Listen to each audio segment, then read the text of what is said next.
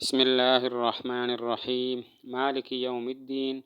قرأہ عاصم والکسائی ویعقوب۔ اس کو پڑھا ہے عاصم، کسائی اور یعقوب نے۔ ویعضدہ قولہ تعالی یوم لا تملک نفس لنفس شیئا والامر یومئذ للہ، اور اس کی تائید کرتا ہے اللہ تعالیٰ کا یہ قول یوم لا تملک نفس لنفس شیئا والامر یومئذ للہ۔ وقرأ الباقون مالک، اور باقیوں نے پڑھا ہے ملکی وہو المختار، اور یہی راجح ہے، مختار ہے، لأنہ قراءۃ اہل الحرمین، اس لیے کہ یہ قراءت ہے اہل حرمین کی،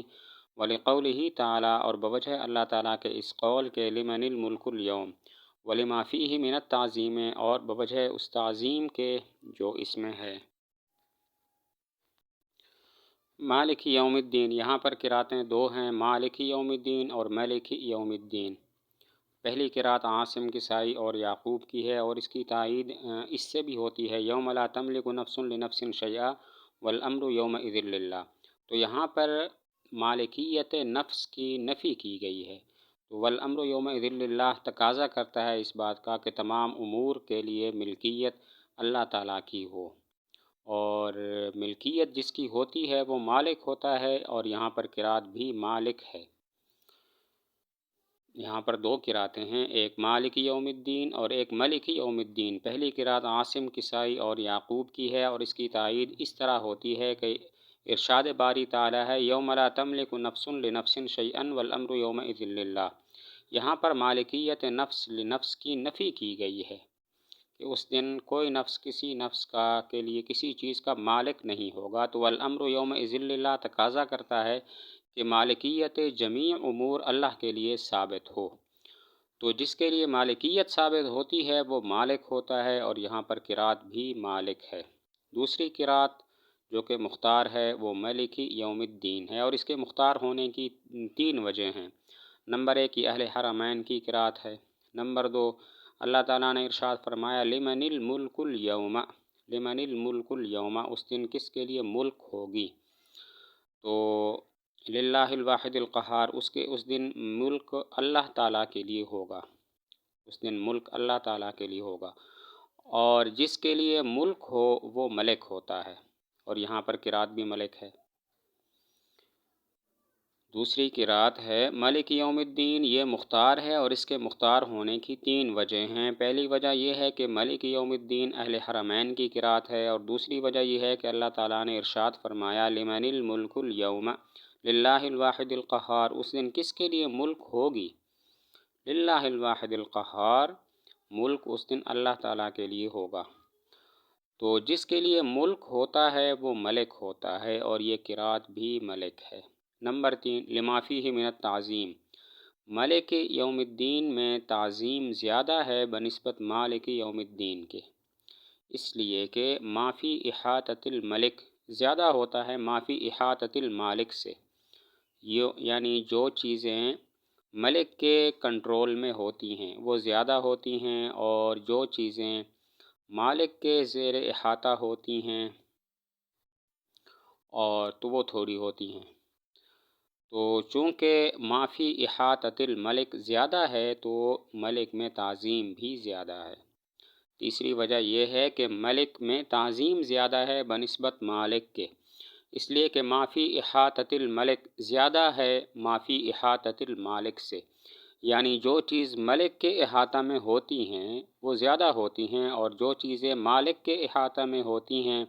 مالک کے کنٹرول میں ہوتی ہیں، وہ تھوڑی ہوتی ہیں، تو چونکہ ملک ما فی احاطۃ الملک زیادہ ہے تو اس کے اندر تعظیم بھی زیادہ ہوگی۔ والمالک هو المتصرف فی الاعیان المملوکۃ کیف شاء، اور مالک وہ ہے جو تصرف کرنے والا ہو اعیان مملوکہ میں جیسے چاہے، من الملک ماخوذ ہیں ملک سے، والملک هو المتصرف بالامر والنہی فی المأمورین، اور ملک وہ ہے جو تصرف کرنے والا ہو امر اور نہی کے ساتھ مأمورین میں، من الملک یہ ماخوذ ہیں ملک سے، وقرئ ملک بالتخفیف، اور پڑھا گیا ہے ملک کو تخفیف کے ساتھ، وملک بلفظ الفعل، اور ملکہ فعل کے لفظ کے ساتھ، ومالکن بالنسب علی المدح او الحال، اور مالکن نسب کے ساتھ مدح کے طریقے پر یا حال کے طریقے پر، ومالک بالرفع منونا، اور مالک پڑھا گیا ہے رفع کے ساتھ تنوین کے ساتھ، او مضافن یا مضاف ہے علی اس بنا پر انہ خبر مبتدأ محذوف کہ یہ خبر ہے مبتدا محذوف کی، وملک مضافا بالرفع والنصب، وملک مضافا بالرفع والنصب، اور پڑھا گیا ہے ملک اضافت کے ساتھ، رفع کے ساتھ اور نصب کے ساتھ۔ ملک پڑھا گیا ہے ملک مضافن، اس حال میں کہ یہ مضاف ہے بالرفع والنصب، رفع اور نصب کے ساتھ۔ والمالک مالک، اور ملک کی تعریف کی، مالک وہ ہے جو اعیان مملوکہ میں تصرف کرے جیسے چاہے، اور یہ ماخوذ ہے ملک سے، اور ملک وہ ہے جو امر مأمورین میں امر اور نہیں کے ساتھ تصرف کرے، اور یہ ماخوذ ہے ملک سے۔ مالک اور ملک کا معنی بیان کیا۔ مالک وہ ہے جو اعیان مملوکہ میں تصرف کرے جیسے چاہے، اور یہ ماخوذ ہے ملک سے، اور ملک وہ ہے جو مامورین میں امر اور نہیں کے ساتھ تصرف کرے، اور یہ ماخوذ ہے ملک سے۔ وقرئ، چند شاذ قراتیں بیان کرتے ہیں۔ نمبر 1 ملک تخفیف کے ساتھ، نمبر 2 ملک فعل کے ساتھ، نمبر 3 مالکن نصب کے ساتھ، اور نصب یا تو مدح کی بنا پر ہوگا یعنی امدح مالکن، اور یا پھر حالیت کی بنا پر ہوگا حال کونہ مالکن، اور نمبر 4 مالکن رفع کے ساتھ۔ تو رفع کے ساتھ جب پڑھیں گے تو دو صورتیں ہیں، نمبر 1 تنوین کے ساتھ یعنی مالکن، اور نمبر 2 اضافت کے ساتھ مالک یوم الدین، اس بنا پر بہرحال یہ دونوں صورتیں جو بھی ہوں تو رفع اس بنا پر ہوگا یہ کہ یہ مبتدا محذوف کی خبر ہوگی۔ اور نمبر 5 ملک اضافت کے ساتھ، اور ملک اضافت کے ساتھ جب پڑھیں گے تو پھر رفع یعنی ملک بھی ہے اور نصب یعنی ملکہ بھی ہے۔ تو شاذ قراتیں چند بیان کی، نمبر 1 ملک تخفیف کے ساتھ، نمبر 2 ملک فعل کے ساتھ، نمبر 3 مالکن نصب کے ساتھ، اور نصب یا تو بنا بر مدح ہوگا یعنی نمدح مالکن، اور یا پھر حالیت کی بنا پر ہوگا یعنی حال کونہ مالکن، اور نمبر 4 مالکن رفع۔ پھر رفع میں دو صورتیں ہیں، نمبر 1 تنوین مالکن، اور نمبر 3 اضافت مالک۔ بہرحال تنوین ہو یا اضافت ہو، اس کا رفع اس بنا پر ہوگا کہ یہ مبتدا محذوف کی خبر ہوگا۔ نمبر 5 ملک اضافت کے ساتھ، پھر اضافت میں دو صورتیں ہیں، نمبر 1 رفع کے ساتھ ملک، اور نمبر 2 نصب کے ساتھ ملکہ۔ یوم الدین یوم الجزاء، اور یوم الدین جزا کا دن ہے اور اسی سے ہے کما تدین تدان، اور حماسہ کا یہ شعر ہے ولم یبقى سوى العدوان دناہم کما دانوا، اضافہ مضاف کیا اسم الفاعل الی الظرف، اسم فاعل کو ظرف کی طرف،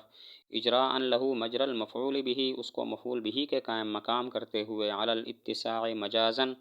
جیسا کہ عرب کا قول ہے یا سارق اللیلۃ یا سارق اللیلۃ اہل الدار، اور اس کا معنی ہے ملک الامور، وہ امور کا مالک ہوا یوم الدین قیامت کے دن، علی طریقت اس طریقے پر، ونادا اصحاب الجنت، ونادا اصحاب الجنہ کے طریقے پر، یا لہ الملک، اس کے لیے سلطنت ہوگی، فی ھذا الیوم اس دن میں، علی وجہ الاستمرار دائمی طور پر، لتکون الاضافت حقیقیتاً تاکہ اضافت حقیقیہ ہو جائے، معدداً تیار کرنے والی ہے، لوقوعہ صفۃ للمعرفۃ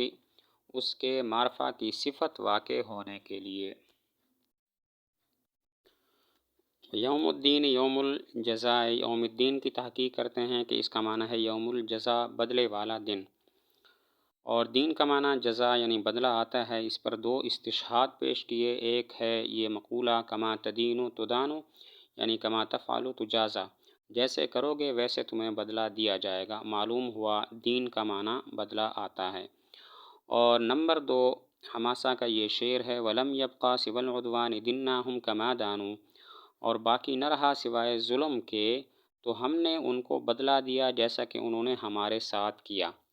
تو دناہم کا معنی ہے ہم نے ان کو بدلہ دیا، کما دانو جیسے انہوں نے کیا، تو معلوم ہوا دین کا معنی جزا آتا ہے۔ یوم الدین کا معنی ہے یوم الجزا، تو دین کا معنی جزا یعنی بدلہ ہے، دین بمعنی بدلہ کے آتا ہے۔ اس پر دو استشہاد پیش کیے، پہلا ہے یہ مقولہ کما تدین تدان، جیسے تم کرو گے، کما تفعل تجازا، جیسے تم کرو گے تمہیں بدلہ دیا جائے گا۔ تو معلوم ہوا دین کا معنی بدلہ آتا ہے۔ نمبر 2، ولم یبقى سوى العدوان دناہم کما دانو، اور باقی نہ رہا سوائے ظلم کے تو ہم نے ان کو بدلہ دیا جیسے انہوں نے ہمارے ساتھ کیا۔ تو دناہم کا معنی ہے ہم نے ان کو بدلہ دیا، معلوم ہوا دین کا معنی بدلہ آتا ہے۔ اضافہ اسم الفاعل مالک یوم الدین، اس میں مالک اسم فاعل کی، یوم الدین ظرف کی طرف اضافت ہے، اور یہ اضافت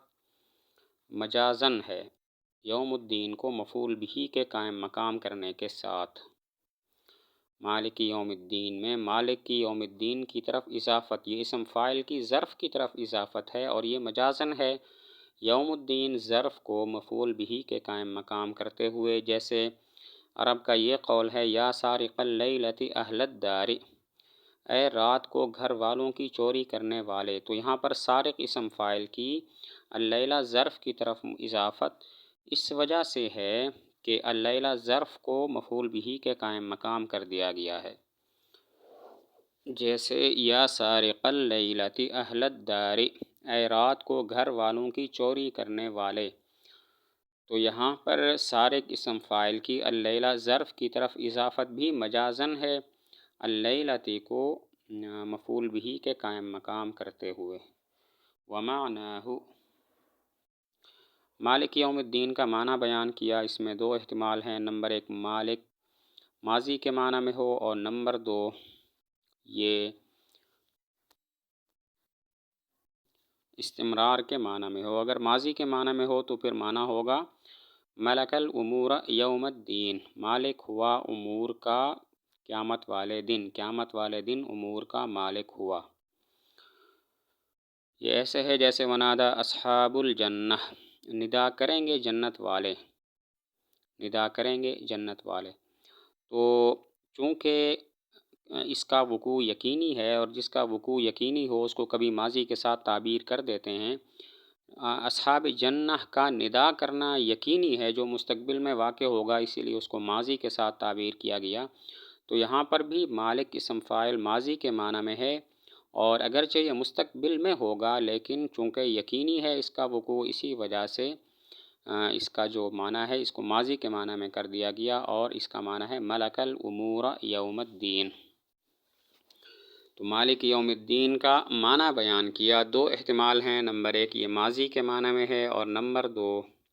استمرار کے معنی میں ہے۔ اگر ماضی کے معنی میں ہو تو مالک یوم الدین کا معنی ہوگا ملک الامور یوم الدین، امور کا مالک ہوا قیامت والے دن۔ یہ ایسے ہے جیسے ونادا اصحاب الجنہ،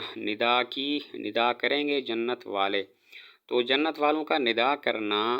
مستقبل میں ہوگا، لیکن اس کو ماضی نادا کے ساتھ تعبیر کیا گیا، کیونکہ جس کا وقوع مستقبل میں یقینی ہو اس کو ماضی کے ساتھ تعبیر کر دیتے ہیں۔ تو اسی طرح اللہ تعالیٰ کا قیامت کے دن امور کا مالک ہونا یقینی ہے، اور قیامت کا وقوع بھی یقینی ہے، اسی وجہ سے اس کو ماضی کے ساتھ تعبیر کیا گیا، ملک الامور یوم الدین۔ دوسرا احتمال یہ ہے کہ یہ استمرار کے معنی میں ہے۔ تو مالک یوم الدین کا معنی ہوگا لہ الملک فی ھذا الیوم علی وجہ الاستمرار، اس کے لیے سلطنت ہے اس دن میں استمراری طور پر۔ دوسرا احتمال کہ یہ استمرار کے معنی میں ہو، تو مالک یوم الدین کا معنی ہوگا لہ الملک فی ھذا الیوم علی وجہ الاستمرار، اس کے لیے سلطنت ہوگی اس دن استمرار دائمی طریقے پر۔ لِتَکُونَ، اس کا مطلب یہ ہے کہ مالک یوم الدین کو ماضی کے معنی میں کیا گیا یا استمرار کے معنی میں کیا گیا، اس کی وجہ یہ ہے کہ مالک یوم الدین اللہ کی صفت ہے، اور اللہ معرفہ ہے، اور معرفہ کی صفت معرفہ ہوتی ہے۔